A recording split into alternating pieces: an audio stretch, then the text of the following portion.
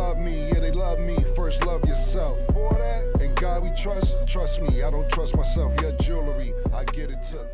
No show.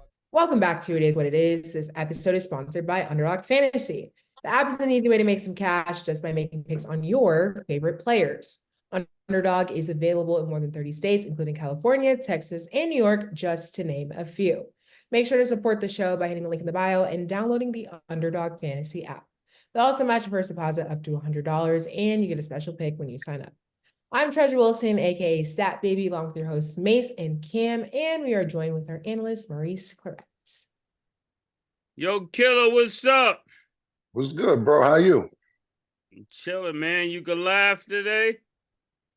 Nah, I can't laugh, man. Probably next week. Laughing and coughing is all. Word. How you? You all right? I'm doing good, man. I'm doing better than I look, you know? They say you look good, you feel good. Pause, but I'm doing better than I look. How you doing, Mo? Championship week, baby. Come on. Oh, you over there playing, you over there in that Yukon Husky Blue, huh? Yeah. Well, I ain't a Husky Blue, but let me see your shirt. This is that's it, Chi-Chi. See the gang. I got us all in there. You see Stat, I got a respectable picture. I got you right there, Cam. Chi-Chi get the yayo. We know you can't laugh with us. Chi-Chi get the yayo is dope. Hey, I was saying, Stat, did you know what he was talking about when he said that the other day? No, she didn't. Of course she did. Yeah. That's a classic line from a She only knows SpongeBob. So, she only knows SpongeBob. Why you asking her anything outside of Johnny Bravo? She would never know what Chi-Chi gets the yayo is. Stat, you know what the A-team is? I don't even want to question like. So, Stat pulling the Mase now. She talking about I don't have time to answer that right now. This is always the way out. But it's championship week, baby. How you feel about your teams, Maurice? I'm feeling great. I'll tell you like this. I don't think I've ever been this excited for a sporting event in a very long time, man. These dudes have a chance to go win back-to-back. They got to go through Alabama first. And I've literally been excited all week, all weekend. I'll be at the games. I'll be out there all weekend. And then the girls got to handle their business. They got to go ahead and knock off Caitlin Clark, and then whoever wins out of the other teams, they'll do it. So I don't know. I'm excited. I'm excited for the festivities, and appreciate the whole staff who they actually called me and said, "Hey man, we want you down here." So shout out to them. I knew you was getting paid to go out there. You sound too excited, Mo. No, put like this. One, they're not paying me to go out there. Yeah, but I tell you like this. Excited than So you ever been. No, I'm gonna tell you what really went through my mind. I said, dog. I said and I said this kind of last week, but you know, you just know when you've done enough stuff in your life, you Cam, I'm pretty sure Stat, Nick, whoever, or you doing something special, right? And it's not many moments that you have like, you know, once you get money and once you start to buy stuff, you really start to chase experiences or other stuff has value. And to see these dudes go through all this and to be, you know, after the game, I'm texting these players and they responding and, you know, you talking to the coaching staff and they see all of our comments and all of our stuff. Like Danny Hurley likes our comments and likes our posts and stuff that we post. So like they're in tune. Kimani Lung, Luke Murray, y'all don't know, but this is the coaching staff and guys who pay attention to our stuff. And to know that you are connected to a thing that's special, like that's special to me, right? And it's the same thing, like even when I get on the show every week, I know that this is special. And when your life, like in this special moment, like you get excited and you like, man, this is just like some special shit. I'm pretty sure y'all had those moments feel like, damn, is this really my life? Or life feel cool? And this ain't nothing you can buy. So to have their head booster, like, yo, we need you out here with the team. And then these dudes that hit me up was like, yo, we need you to stay at the hotel. We need you to be, they want you around. To me, that feels special. So for that to happen, like you get excited, you get pumped up, you're like, man, let's go. And so I'm gonna go out there and enjoy all the festivities in Phoenix, and you know, I'm enjoying it. So you got flued out.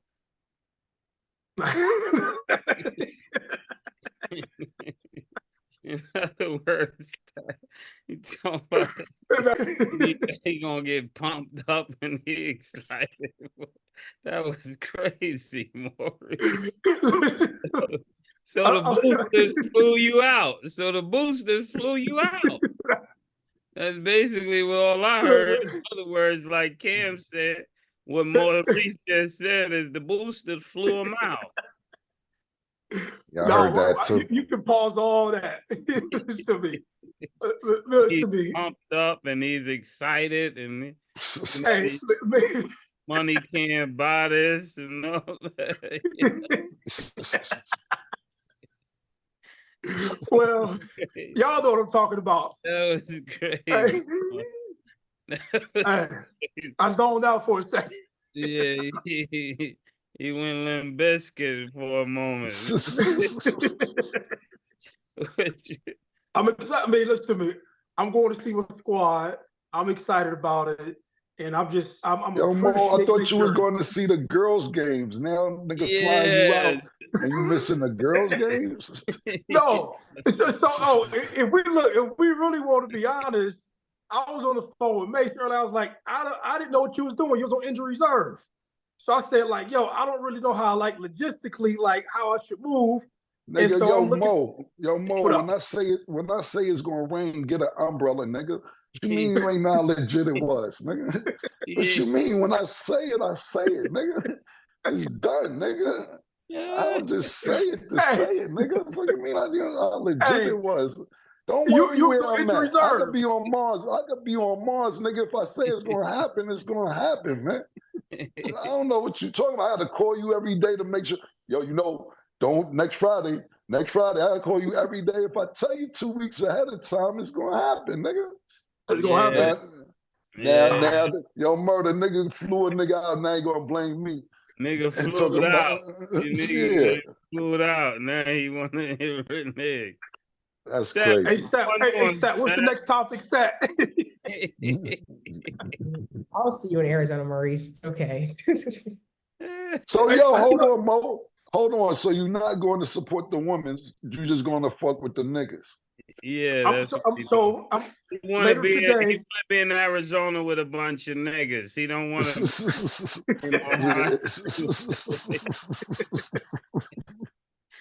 Look, I want to hear the schedule for real, because I gave her floor seats for you, nigga. I want to hear the schedule this weekend. What's your schedule, yo? So it's a flight. I'm flying out there. So I assume I'm gonna be with the team during the shoot around. When are you flying? When you flying out there, Mo? Right after the show. Tonight? Yeah, he flew out. Killer, you flew a nigga out early, man. Yeah, he amped up. They locked the champ up. Say no more. Fuck the women. Yeah, he was. That's crazy. So look, I done logistically went through this. I checked every flight out of Cleveland. They play 9:30 at night. I checked every flight out of Cleveland to get out to Arizona. So I hate doing connecting flights. I only do direct flights. So I'm like, man, the only direct flight that they have was out of Columbus. So, y'all gonna make me Southwest. Get of being flued out, paused and chewed up. Flued out. What time is the game on Saturday? Not 9. So it says 9. I think it might be 6 o'clock out on the West Coast. I'm assuming. Okay. Is that right, Stat? Yeah, I'm almost positive it's around 6. Yeah. But yeah, sorry, Maurice, you got a little picked on, but I was getting picked on all week, so it's your turn. Okay. But Stat, we can reframe. Why are we picking on people because we repeating what they said? Yeah. I don't understand. It's just so Stat, we got to remix it and say, hey man, we just want the brand in more places. Yeah. Yeah. Come on. Yeah, half of y'all there, half of us. I agree with that, but I think that this brand supports women a lot. Yeah. That's why we made a conscious decision to go to the women's before the men's. But to each his own. What'd you say, Stat? The next topic was? Go, Stat. No commercial breaks. Hey, That's Stat, what come they said. on, No man. commercial breaks. Okay. So let's get into it. So Lavar Ball said he has no regrets as LaMelo and Lonzo deal with injuries, but he blames their injury problems on their raggedy shoes from Puma. He said, because you condition your body for running, jumping, you've got to condition your legs. So that's why I always have my boys on them hills and running hard in them hills. That will make you run like a deer when you get on that court, so you won't be getting hurt. A lot of things have to do with them raggedy shoes that Mel will be wearing. Them shoes are not made the right way for him. That's why he keeps tweaking his angle every single time. So that's on him blaming the shoes and his comments as a whole. Yeah, everybody know I'm a LaVar Ball fan. And I do, as much as he jokes, I do believe that there's some truth to what he's talking about, right? And I just think that from him training those guys as kids, they're grown men now, and him having an understanding of, all of the nuances of performance, all of the nuances of what pushes the kid and takes the kid to the next level. I personally believe that LaVar Ball is right in regards to the training. I think the shot at the shoes has more to do with him wanting the kids to be in the big baller brand, and then they end up switching to Nike. I think the other kid was in, and then I think LaMelo switched to Puma. So I think that has loaded shots in it. I don't know nothing about technology with shoes and all this other stuff, but I do believe him, and I'm really mad that the wave that LaVar Ball started got stopped. I'm really mad at that. I wish that LaVar Ball could have took what he was doing with trying to have his own brand and have his own shoe, and however far he took it.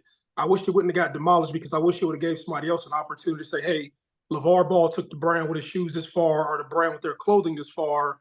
These are some things that we learned from him, but it's almost like an afterthought. They don't even talk about him, but he was kind of on that the big three wave, and the wave of taking these kids a year after high school and playing them and all that other stuff. So that's my take. I think it's some truth to it. So let me ask you, Mo, you think both of them is true? That the shoes, that he's taking a shot at the shoes, and I'm kind of lost. Both of them The training. Yeah, when he said it, he said that his kids are getting hurt. So it's two things. He said the kids getting hurt because they're not training with him anymore, right? And so he raised them, trained them, weightlifting, all that stuff. And what he's kind of saying is once they got off on their own and they got the Puma deal and the Nike deal, and people were I think just politically sever the tie between him and them, that's when they start getting hurt. And I think those are a set of comments. And I think it's another set of comments of saying that raggedy shoe. Do you think those comments are true though? 100%, 100%. I just think I just think it goes back to when we were talking about Derrick James and Earl Spence. A person who raises you, they're just going to know you in a different way. And LaVar Ball, even though he didn't have the commercial success that other people had, he still got to the NBA. He still put him in a position to be #1 draft picks, right? So there's things that that got him there. And so when you get passed off to somebody else may have a routine that works for somebody else, but the nuances of knowing your kids and how to push them and what they need, I'm 1000% about the heels too. There's so much mobility work, hip work, and posterior chain work that you get, and drive that you get when you talk about running like a deer. You get that from running heels. So I do agree with him in that regard. And if you don't put if you don't put the pressure on your body and the pressure on your joints, you're susceptible to injury. He's saying that. That's what he's saying. Yeah, and I 100% agree with him. I don't think anything he said was wrong. Even when he took a shot at the shoes, I don't even think that was wrong. Because if you think about it, ever since LaMelo Ball, and I'm a big LaMelo Ball fan, ever since he started wearing those shoes, he started having those ankle injuries. So his first one time he was out, looked like half of the season. And now for him to get hurt again in the same type of shoe, he wasn't getting hurt in the threes, whatever they would call the big threes or whatever they would call that Lavar had. And he was balling. I mean, one thing you can't negate is the results. So if I wear Chico DeBarge sneakers, and I start scoring 80 points, and then I switch to Air whatever, and I start getting hurt or tweaking my ankle and my Achilles and then my knee. That it got to be some truth to that, because even the same thing happened with Lonzo when he switched those sneakers. He got hurt 2 times in the same thing. So as crazy as it sounds, and I don't know about Nike, but I definitely know them is I'm not sure of Puma. I don't have no history with Pumas playing basketball. Not me. And I know Killer don't. I don't ever remember Killer playing ball in Pumas. I'm not going to start the game. They can't give me free Pumas. I won't win. I don't care who win. I'm not wearing them. I feel like I'm belittling myself if I wear them. My game ain't gonna be this. and no shot at Puma. I'm just not a Puma kid. You know what I'm saying? I grew up on Nikes. As far as I'm going, well, listen, man. I wear a pair of Pumas. My man Shamgar. I gotta support home team, so I definitely wear Shamgar. I wear Shamgar Pumas. Outside of that, I wear Sham Pumas. Sham the only you can get me to wear Pumas. Other than that, I ain't wearing no Pumas. Nah. Yeah, Puma. I gotta wear my Shamgars, man. Before I get into the actual topic, yo, Mo, it's a flight Saturday morning at 7:40 a.m. They get you in the Phoenix at 9:03 a.m. before anything even start, the lamb line or anything. Right here on Priceline, American Airlines. American Airlines. Would you like to go? Yeah, would you want to go at 7:40 a.m. Saturday morning? Lamb line don't start till about 5, so you don't got to talk about they flew me in for the extracurricular. They got me there early so I can talk to the team for motivation. It is a flight that'll get you there at this time. I will book it. Look, just let me know. Go ahead. Look. I will call and cancel my ticket. Look. All right. I'm gonna book this flight. I'm gonna get all the information. Everything is on Wikipedia anyway. I'm gonna get your full name and birthday. And I'm gonna book this flight, man. Yeah, you won't disrespect. Next topic stat. Yeah. Now you know what happened. Go up there, Connecticut, and the men don't win and the women do, and you try to go say what's up. Nah, I'm good. I'm Paige. I'm good on you, Mo. Yeah, I'm cool. Mo. Yo, but that's serious. But back to the topic. Look, man, this is a great. You know what it is, man. A lot of times, fathers are. I didn't really grow up with a father. A lot of friends of mine didn't grow up with actual fathers. So a lot of times when you see these fathers, now we're all good fathers because we didn't have fathers. But 70s, 80s, maybe even 90s, early 2000s, whatever. You got a father that knows what it takes because he probably didn't have a father. And so he's trying to instill you to be the best that you could be, and no matter what it is, an attorney, a sports commentator, a basketball player, a singer, or whoever. And a lot of times, I'm not gonna say a lot because everybody don't make it, but we see these success stories, and sometimes they don't fuck with the father after they get the most successful that the father made them be, because they hold, oh, he was rough on me, or he was acting crazy with me, he talked to me crazy, but nigga, you Michael Jackson, nigga, what is you talking about, nigga? Yeah, that's how you got this spin perfected. You Michael Jackson, nigga. You Serena Williams, nigga. How you talking crazy, nigga? Not Serena, because she still fucks with her father. Even though they cool now, you still watching, nigga. Yo, Floyd Mayweather talk crazy. Floyd Mayweather singing. Yo, you are the best in the world, nigga. At whatever you're doing, and your father had a lot to do with that, whether the relationship is there or not there. So when it comes to like Lavar Ball and his sons, I remember when Lonzo was on the Lakers and LeBron was on the Lakers. And I guess LeBron, we got to realize we seemed to very, very tone down LaVar Ball over the last couple years. You know, leading up to his kids into the NBA, he was the ultimate hype man, marketer, promotion, everything. So we was like, damn, we hear about this nigga more than we hear about his kids. And it got to 2 of his kids being top 3 draft picks. One was 2 and one was 3. You can't beat that, bro. Yeah. 2 out of 3, and they're top 2 and 3. So yeah, he was talking shit to get you there. He gonna start bragging once you get there. And I remember Alonzo being on the Lakers and him having a conversation with LeBron James. LeBron James put right in his ear, "No, you ain't gotta let your father do everything. You your own man now." And niggas start listening to that. You a grown ass man. This your money. This ain't really your money. It ain't his money. I helped you, but you earned it. You got to start making your own deal.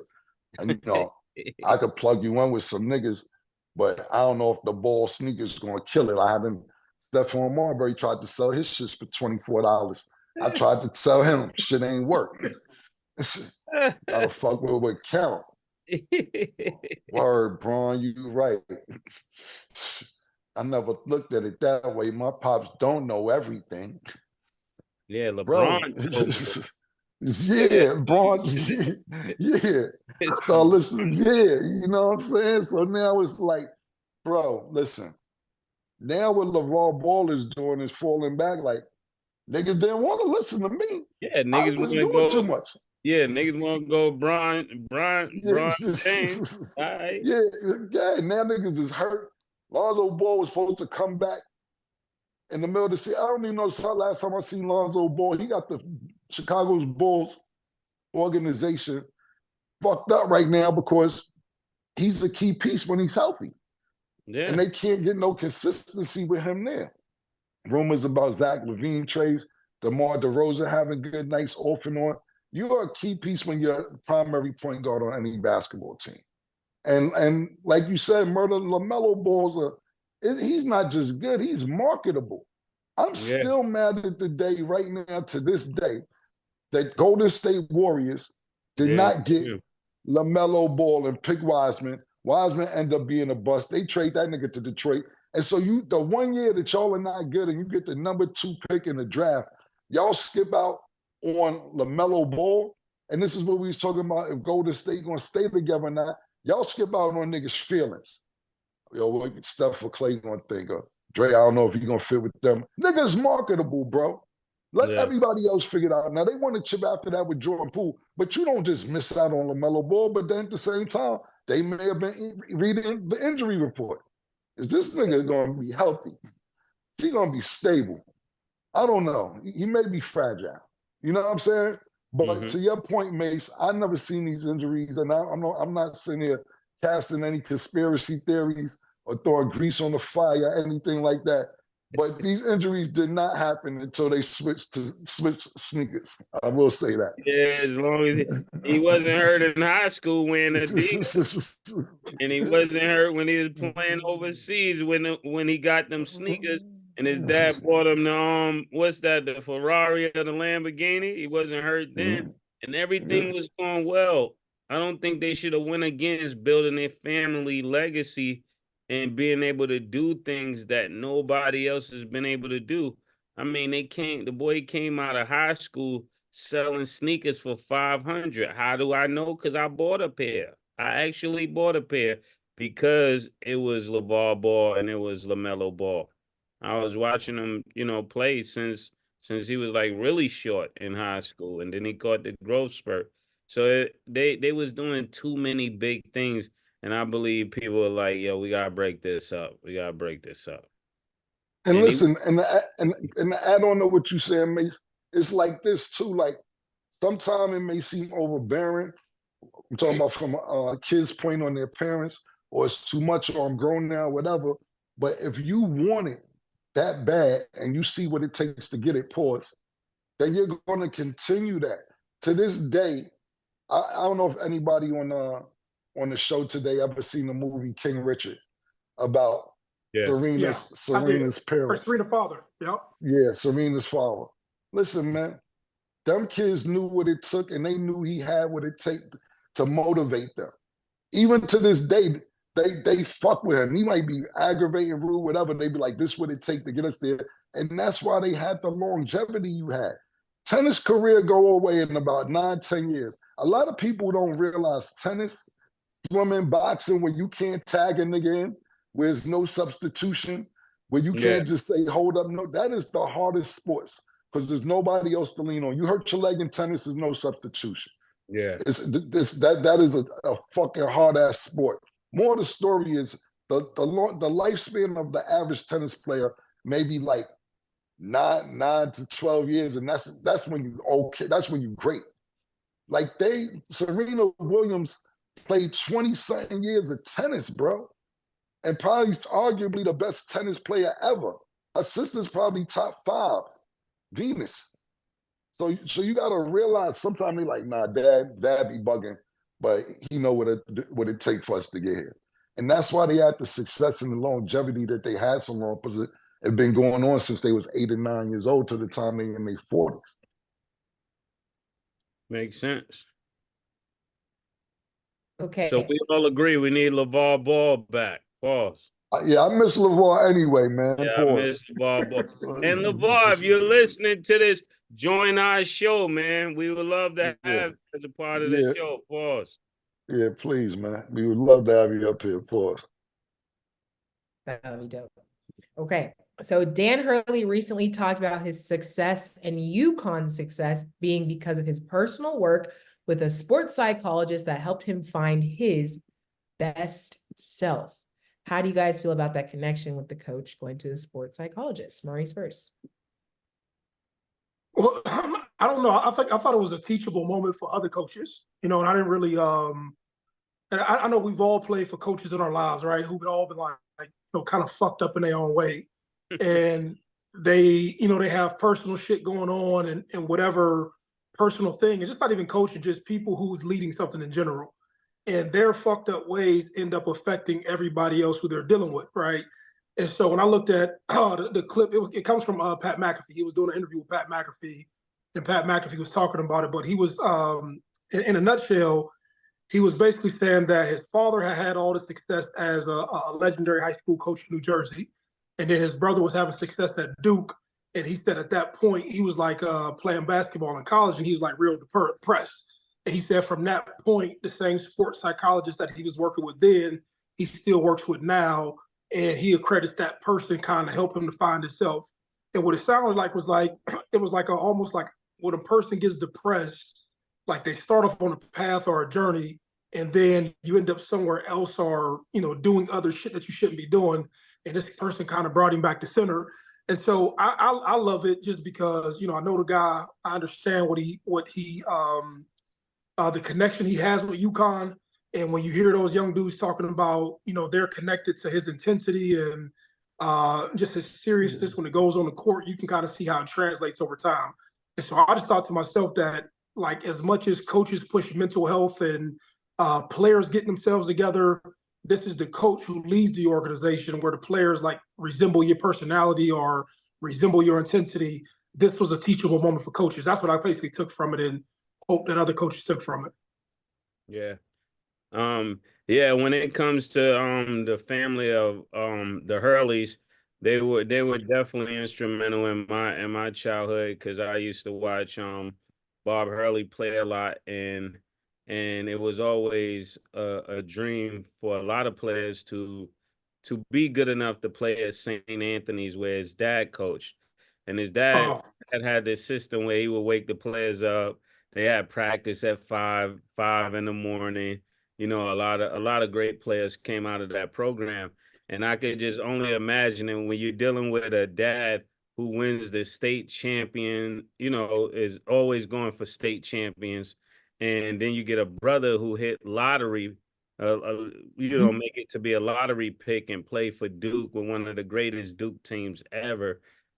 And now you're the little brother coming up. It's like the mountain is on your shoulder because you got to be as good as everything that was put before you. And I could see that being a very heavy weight. So when he got to Seton Hall and he was a little below average as a player, a little below average, I would say, at Seton Hall. and having that kind of career, I know if he had a girlfriend, she's like, wow, like you're not doing as good as the Hurley legacy. And to see him win that championship at UConn was surreal. Definitely watching it because I could just imagine he's looking at his brother like, you ain't went on level. I know what he's thinking. I was reading his thoughts. He dapped his dad. His dad gave him a hug because now you have won on a level that nobody in your family has ever won on, you know? Because your brother didn't win as a coach. He won as a player, but he didn't win as a coach. And so now you're the youngest one who didn't have all the success. It wasn't as great as everybody else, but now you're the one that wins on the highest level of coaching, you know, because his brother is at Arizona State. Arizona State. Yep. Yeah. So that was really huge. Pause. Yeah, that was crazy. That was wild. Yeah, that was wild. Yo, what exactly is sports psychology before I answer this question? Yeah. What is that? What is that? So they Real work, quick. Go ahead, Stat.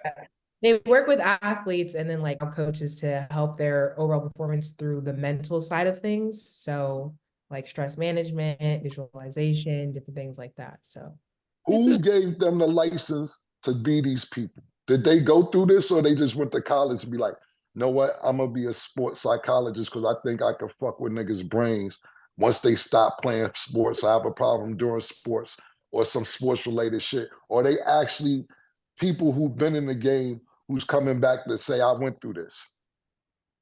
Most people, they start off in counseling or some sort of social work, and then sports becomes a place where they get opportunity. You know what I'm saying? Like exactly. All right. Yeah. It's like a sports dentist. Yeah. Oh, yeah. Yeah. I just want to do that. I just want to do the athlete Steve pause. Like, yo. That's why I asked the question. What is a sport? What difference between a sports psychologist and a psychologist? Nigga like, yo, I'm gonna go to college and major in sports psychology.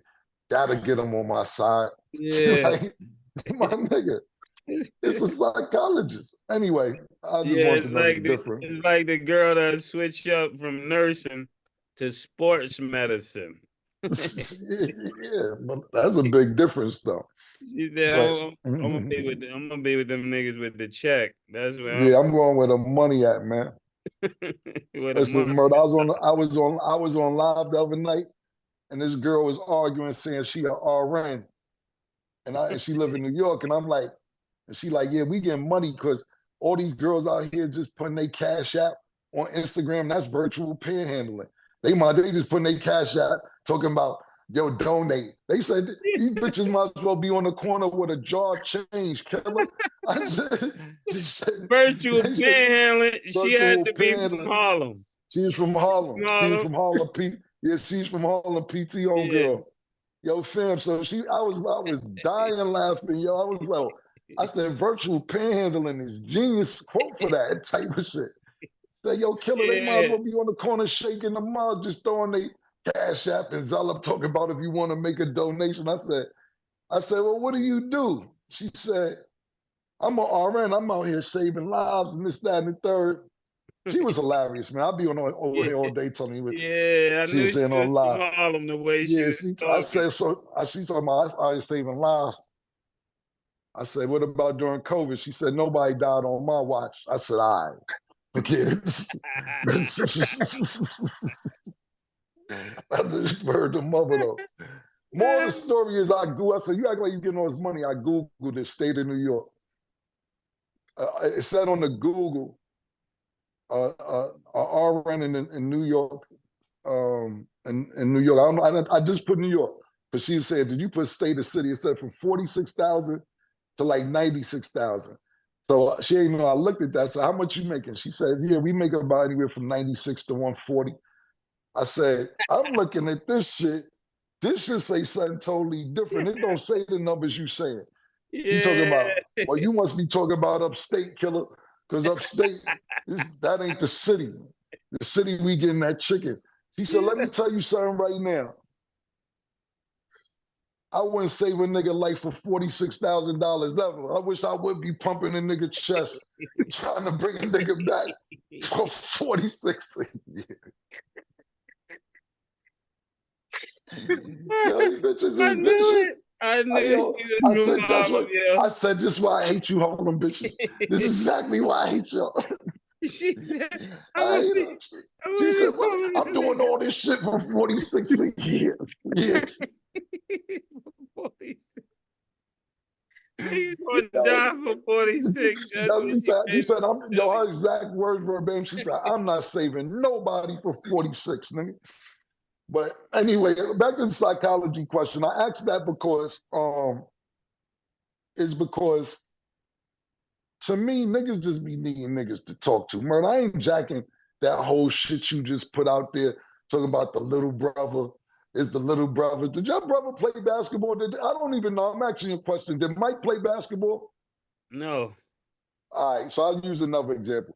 Ali Mo brothers before him played basketball. Hurley, Sticks. Ali Mo is the best. Yeah. You know, Stephon Marbury got 3 brothers ahead of him.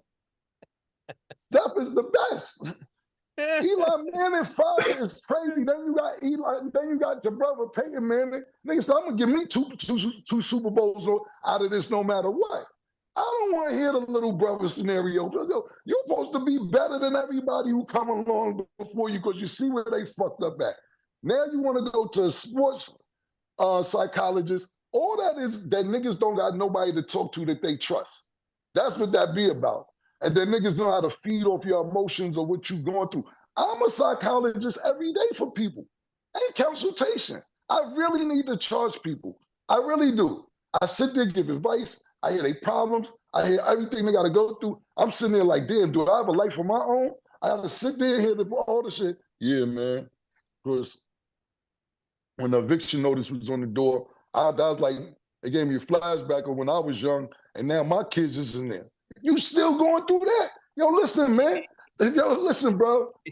I'm tired of, I want my degree without going to school because I help more niggas probably than the regular psychologist. I ain't jacking, even though it's your homeboy Mo and all that. And I know everybody needs somebody to talk to. Or a psychiatrist or a psychologist, you can't talk to nobody you trust. Because listen, if I got a problem, I'm not going to see nobody. I could call Mase. Yo, Mase, what you think I need to do about this? Because Mase is smart. I'll call 2-3 niggas with the same IQ level as Mase and make an assessment. I don't need to go pay nobody. I'm not jacking sports psychologist. Yo, I'm just not. If you're going to be a counselor, you need a clipboard. You got a clipboard? Nah, Murder, see, the thing about it is this. That's why I'm happy you back. Because I got to get you with the technology. You could just use your iPad now. They got iPad in church. I seen the church with the iPads in it. Nigga, what you talking about? I seen a few churches with the iPads in there. Yo, my nigga, I don't even know. Like, you know what's crazy? A nigga was in my house the other day, Murder. Nigga said, yo, you got a pen? I said, for what? I signed my deals on the phone. Everything, transfer the money. Nigga, I don't know the last time I need a pen. A pen, the contract is DocuSign, signed easy. Niggas, I don't have a pen, homeboy. What do you want to write down? Somebody's phone number? What are you talking about? Put it in your phone. You know what irks me too? Let me ask you this, Mase, see how old we are. When you call somebody, do you push 1 first still? Nah. Then the area code? Yeah. Nigga put the 1 in the dash. Yeah, because you know it's crazy. God bless the dead. My mother had an argument with my son.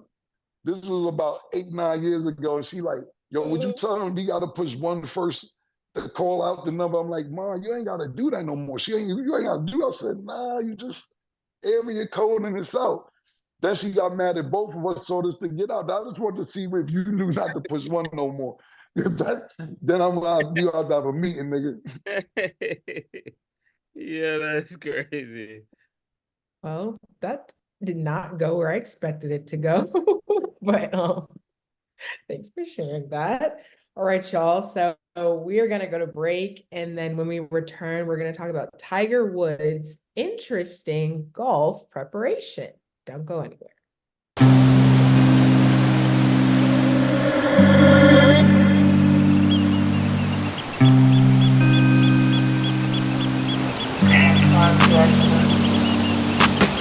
She called this thing about toxic. 4 years and counting. Got you feeling like an option. Maybe I'm my own problem, babe. She tired of hearing I don't know. My stubborn in me won't fall. Dealing with this thing called trust. But she really thinking about it. Wanna be free.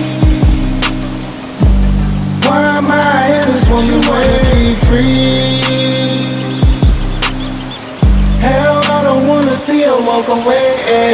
I wish somebody told me the rules. Disagreements let her win, then it's cool. Even when I'm right, this ain't about you. Welcome back. Now let's get into our Underdog Fantasy picks of the day. Tonight, the Celtics will play the Kings. Underdog Fantasy has Sabonis at 4.5 first quarter points. Do you have him higher or lower, Mase? Higher. Cam? Jaylen Brown is at 3 assists. Do you have him higher or lower, Cam? Higher. Higher. Hey, and Derek White is at 24.5 points, rebounds, and assists. Do you have him higher or lower, Mase? Lower. Lower too. Okay.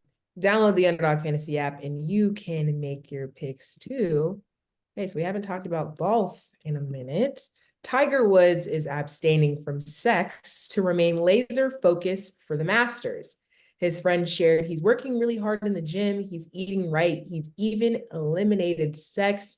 What do you think about this preparation reveal and his friend letting the world know this information? Yeah, I don't agree with it. And the reason I don't agree with it because, yeah, hey, I remember when I was locked up, right? And I remember when he came out with all that, he got caught with like the 19 girls, right? And before he got caught, he was playing amazing. And so this ain't really a popular thing to say, but it gives you like a superpower when you like function in that mode where you got 19 girls, you know, you have influence over them and they doing what you want them to do. And, you know, you got like elite level confidence. And it ain't really popular to say, but I think like that's when he was playing his best, when he had elite level confidence and all of these extracurricular activities, right? And so I thought that translated well. So I think since he's trying to revive his career, you know, he shouldn't exclude that. You know, that I think that was part of his confidence or part of the thing that made him special. But I just don't think it's a popular thing to say outside. So that's just my take on it. So you think the 19 sneak-offs is the thing that made him play well? Yeah, and I want to separate this because people will kill you on it. So I ain't advocating nothing against him and his wife. Yeah. And all the indiscretions and all that. But I've been in a place where you playing with multiple women, and I know how it personally feels. And you feel like you're a superhero and walking on clouds. You know what I'm saying? And I think that translates to everything you do. And, it just, it gives you a different swag. And I'm being dead serious about this. And I was saying to myself, but I think when he got caught and, his whole little ring that got jammed up, he like, man, this is how I was moving in the shadows. And I think that was part of him, his superpowers being gone. But I don't know. It's something about being with multiple beautiful women that gives you a confidence that you probably can't produce anywhere else. That's just my take. Okay, since you're talking player talk, it could be a code to bring the freaks out. If you tell them that, I'm definitely it might be a cold word to the 19. When y'all hear me say this, I'm back, He said he running the route. Yeah, that's why his man said it. You know what I'm saying? Like he sent his man to say this to the public, so when people hear it, They like, oh, you're a Tiger? That's what we all. Yeah, that's what we on. Where's this happening at? Where's they playing this Yeah, let me check. this match? Because that got a lot to do with it too. It'll let me know how real I am. I ain't trying to mess up his news situation. I'm just saying this is stuff players do. They have codes, you know. It's player codes. Like they use code Cam. This is his code. This is his code right here. He said, yo, if I come on TV, if I'm ever in town and I tell you I'm not doing this, everybody know he's gonna be going, he gonna rolling hot tonight. That's the bat signal. It's in Augusta, Georgia. Yeah, see. Close to me. I mean, pop out. He sent the line to Atlanta. Yeah, that's pop out. That's all I can say. My take on it is this: is that we're not in the circles that Tiger Woods is in. We're not, we're not gonna bump into a nigga and say, "Oh, I just seen Tiger." Like we're not in none of Tiger Woods' circles. So for me, this must be going on in the circles that he's in. That he's a rumored sex fiend, and he can't stop. And that's what's circulating around Augusta, Florida, wherever he resides at. Tiger can't stop fucking. And that's why he hasn't been winning. So they had to put that out there publicly where people like us that are not in his circle be like, why did he even say that? Yeah. Because them little motherfucking circles that them golfers is in and them little towns that Tiger be in, he's a sex maniac. And he hasn't been winning since he became a sex maniac. And now that needs to be thrown out there for the public. He even stopped sex, y'all, because he don't want to deny it. It ain't like he ain't saying he not. That's what I take. We just out the loop and we just catching up. So that means, according to Cam, that means Tiger's coming to play this weekend. That's basically what he's saying. I'm coming to play this weekend. Yeah. And to be honest with you, you right, this is not a good thing to say because if you win, sex been the problem. So now you win. Yo, we can't fuck, boo. What? The jinx is in, your pussy's bad. Yeah, it's poison. It's stale. I can't win like this. You gotta stay with don't this is the worst time for him to win, making that announcement. Because when you lose, you're gonna be like, Tiger, you was fucking, wasn't you? Yeah, either way it goes bad. Yeah, exactly. Shout out Tiger Woods. He can't be flued out no more, Maurice. Yo, Mase. Yeah. You think, I was thinking about this before we go next time. I know Stabby about going next time. You think we had asbestos in our buildings when we grew up? We was like breathing that shit. We definitely had asbestos in our buildings. Yeah, I think all of us from our neighborhood, we super like out niggas, but it's something wrong with all of us. Thinking about niggas we grew up with, I think we was breathing asbestos for mad years. Because we was in a real tenement. We wasn't in a renovated, yo. Then all of a sudden, when niggas get 15, 16 years old, they start finding asbestos. Yeah. Evacuate. I think we might have been breathing that shit. I'm smoking, so I've been thinking about it, but yeah, we might have been breathing pause. Everybody had the side effects. Yeah, that's what I was wondering. That shit might be long term, yo. Yeah. My bad, Stab. We from the Nino, bro. We from the Nino Brown tenements. Yeah, the governor got to shoot us some bread. Governor, if you're listening to this, you got to shoot us some bread. Yeah, man. He let Depp out. Yeah, that's a fact. That's hazard pay. Yeah. That's hazard pay. Like, my nigga, it's definitely like you got to pay some hazard pay on asbestos.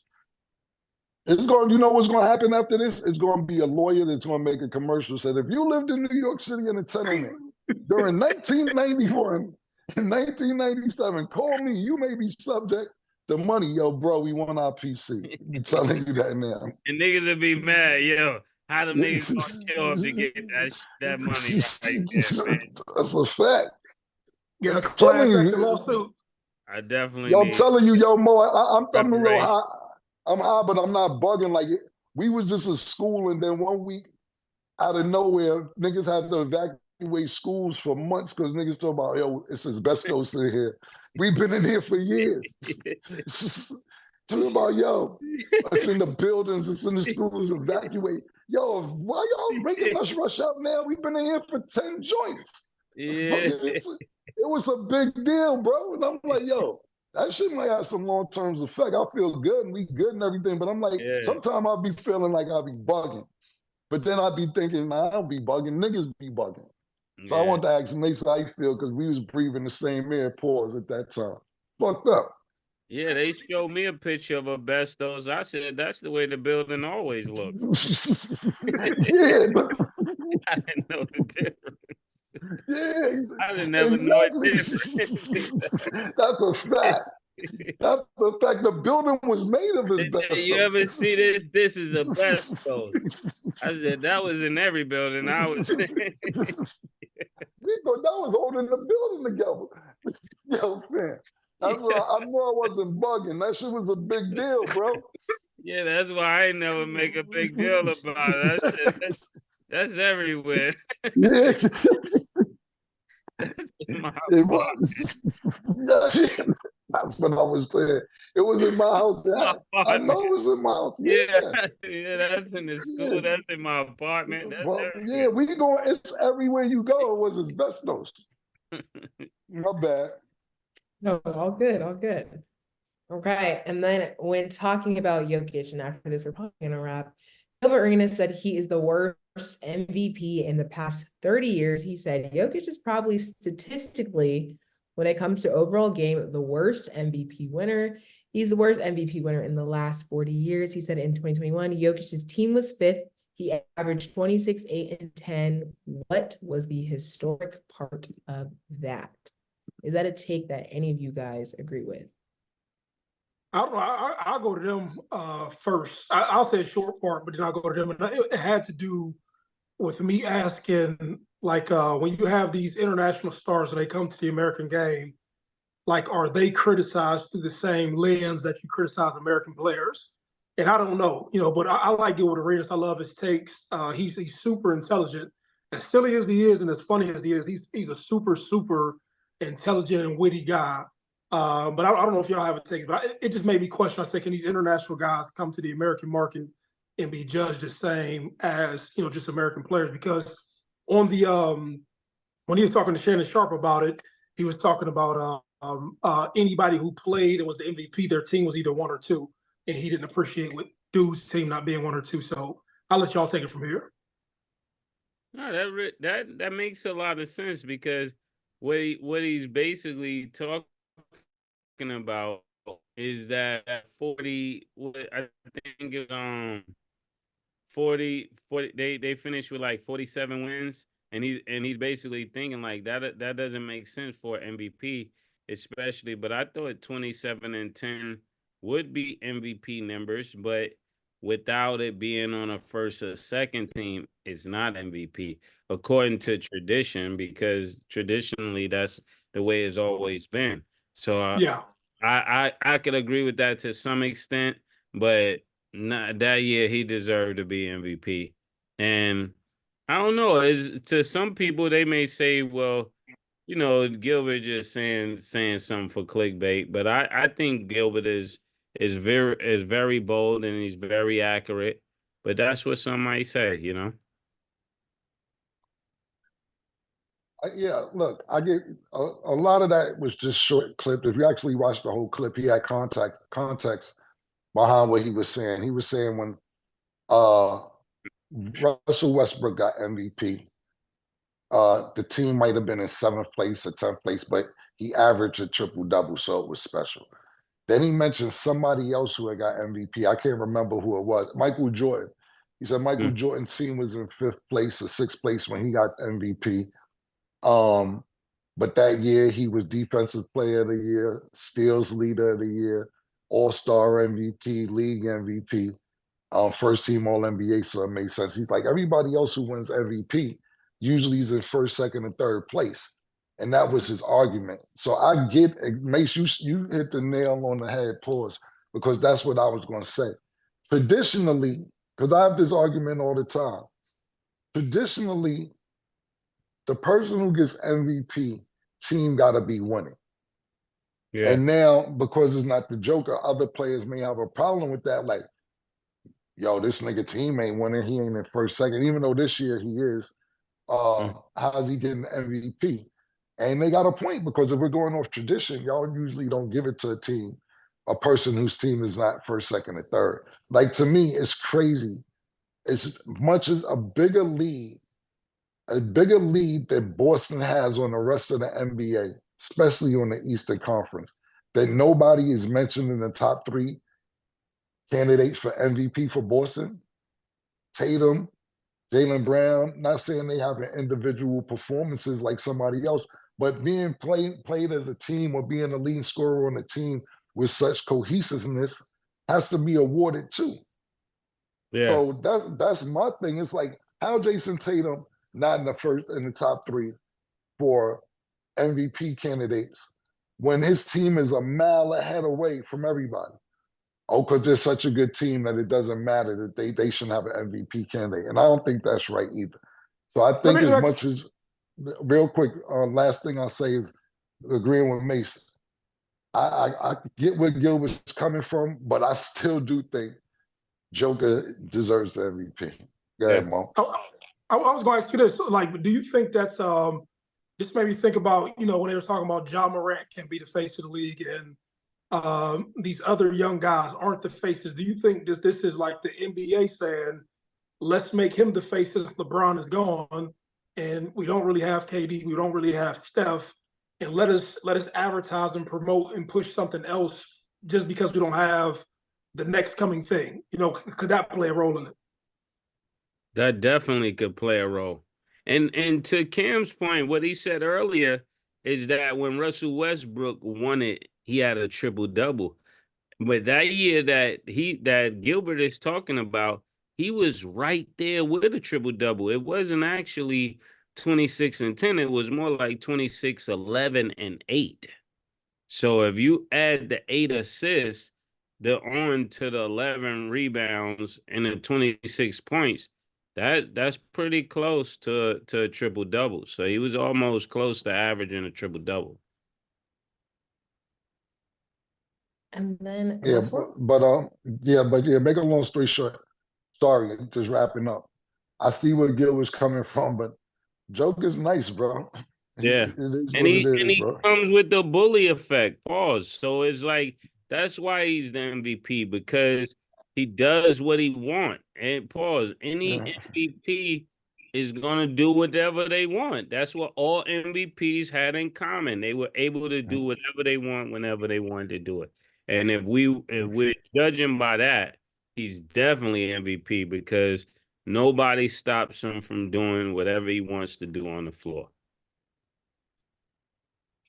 Okay. And then before we wrap, because the Final Four is this weekend, we won't be able to discuss till after, I gotta get y'all's picks. So starting with the men's, NC State versus Purdue, who do you guys have? Oh, I'm going. Go ahead, Mo.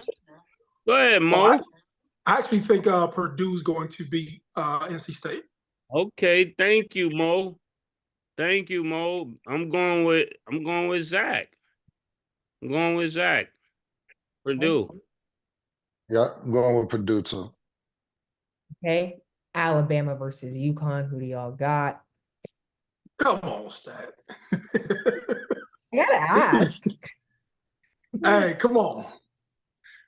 UConn. Okay. UConn. I gotta go with UConn. UConn as well. Okay. And then for the women's, NC State versus South Carolina. Oh, South Carolina. South Carolina. Don Staley gets it done. South Carolina too, man. I'm excited. This make me more happy, baby, talking about the women's, yo. Because this is, yo, I'm really upset I'm gonna miss this murder. You gotta go there and act crazy. This game later on tonight is gonna be wild, man. Wow. White America will be in the building, man. They will, man. White America's gonna be in the building because I might wear my Caitlin Clark jersey. I'm thinking about it. Yeah, listen, what you gotta think about is this. As much as white people love other white people, it has not really been a superstar basketball player since Larry Bird that was purely white American. I'm talking about on that level. Caitlin Clark is like Larry Bird, and I know that's a way back for a lot of these young people, but this is my point. You don't even know what it's like to have an American white superstar from America. Y'all niggas will go crazy. It's almost, you know, when y'all got Eminem, that type shit. Yeah. Crazy. You know what I'm saying? She's from Middle America. She's from nigga. She's Middle America. Yo, this is like Eminem versus Eminem, though. Paige is not Haley. Paige is definitely not going out like Haley. But this what I'm saying. This what makes this game so great because she was hurt. She may feel like if I ain't get hurt, y'all might not even be talking about Caitlin. Yeah.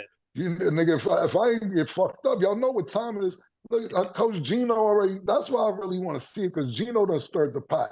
This little girl from Iowa is evil, bro. You can see it in her face, bro. Yeah. That girl is evil. She got a problem, man. Yeah. And I like it. Yeah, I like that attitude. You see, like, yo, it bothers her. Like, you see it, and you know, I like Paige too. Paige is more friendly, more upbeat, you know. Paige is like Oscar De La Hoya when he's the golden boy smiling all the time. And you know, it's great, man. I just want to uplift everybody. Caitlin Clark is all business, man. Yeah. She's all business. And I'm not saying that's going to reflect on the game or anything, but going back to the pick, I'm going with Iowa, man, till further notice. Sorry, you go. Me too. I'm going with Eminem. And then Maurice, you're staying loyal? Yeah, let's do it. Well, yeah, he got flued out. He got flued out. You better say UConn, nigga. Okay. Well, the picks are in. We'll see who is correct after this weekend concludes. Maurice, thank you for being here. Safe travels. But that is all the time we have for today. Two big necks, like when they doing them 2 for $5.